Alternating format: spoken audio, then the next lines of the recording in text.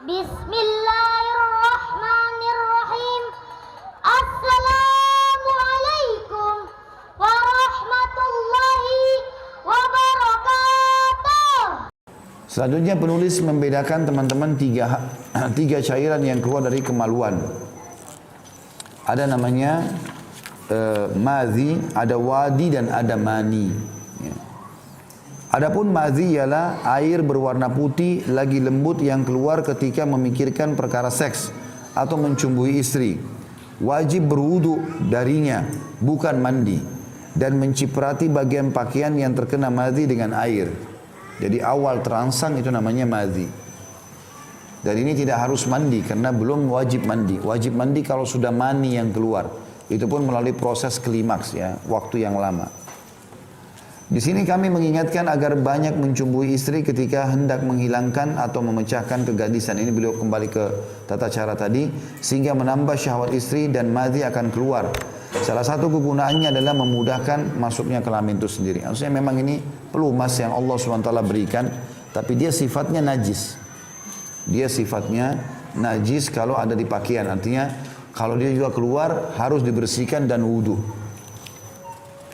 Adapun wadi adalah cairan kuning pekat yang keluar saat menahan atau merasakan beban. Wajib wudu darinya, bukan mandi.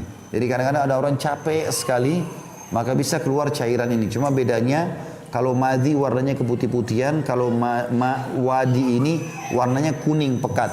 Ya. Dan ini jarang sekali keluar. Ini biasanya orang kalau memiliki hormon yang banyak, kemudian dia capek, biasanya begitu. Atau mungkin dia sudah pernah merasakan biologis, lalu lama sekali dia nggak biologis.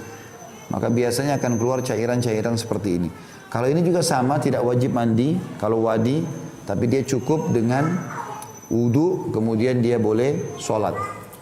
Adapun mani, cairan yang ketiga, adalah cairan putih pekat yang keluar pada saat bersetubuh. Keluarnya mani ini disertai dengan gemetar pada tubuh. Dari mani inilah akan menjadi anak, dan ini wajib mandi. Ini wajib mandi. Ada pertanyaan kecil, mencumbui istri tanpa menyetubui, apakah wajib mandi? Jawabannya, jika suami mencumbui istrinya lalu mengeluarkan madhi awal terangsang, maka ia wajib berwudu, bukan mandi. Namun jika ia mencumbui istrinya lalu mengeluarkan mani sampai dia klimaks, seperti sering terjadi kalau wanita, si istri lagi haid atau nifas, lalu dia ingin memuaskan suaminya, sehingga akhirnya suaminya klimaks mengeluarkan mani, maka ia wajib mandi. Tapi yang wajib mandi si suami saja, meskipun tidak memasukkannya ke dalam kemaluan istrinya. Ada pertanyaan lain, seorang laki-laki menggauli istrinya tapi tidak memasukkannya ke dalam kemaluan, apakah ia wajib mandi? Jika laki-laki menggauli istrinya dan dua khitan, yakni kemaluan laki-laki dan kemaluan perempuan sudah bertemu, walaupun tidak diletakkan di dalamnya, baik ia memasukkan atau tidak memasukkannya ke dalamnya, maka keduanya wajib mandi, baik keduanya mengalami orgasme atau keluar mani ataupun tidak. Jadi mandi junub ini wajib dalam keadaan kalau berhubungan biologis ya, bisa pada saat memang sudah klimaks mengeluarkan cairan walaupun tidak meletakkan kemaluan di kemaluan, atau menyentuhkan kemaluan di kemaluan walaupun tidak klimaks. Kapan kemaluan sudah bersentuhan tanpa ada kain, walaupun tidak klimaks, maka wajib mandi. Itu ada hadisnya. Kata Nabi SAW, kalau bertemu antara dua kelamin maka sudah wajib mandi walaupun tidak klimaks.